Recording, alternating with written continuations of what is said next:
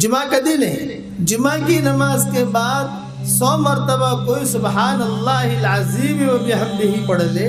یہ جملہ جو میں کہہ رہا ہوں، سبحان اللہ العظیم و بحمدہ، جمعہ کی نماز کے بعد پڑھ لے تو حدیث شریف میں آتا ہے کہ پڑھنے والے کے 1,00,000 گناہ اللہ معاف کر دیتا ہے.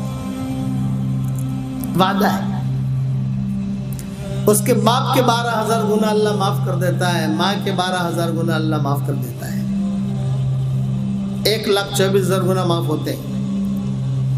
پڑھنے والے کے 1,00,000 گناہ معاف، ماں کے 12,000 اور باپ کے 12,000. یہ وعدہ کر لیا.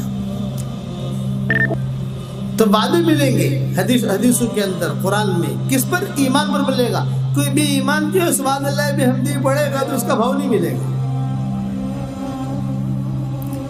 کوئی بھی ایمان اگر جو ہے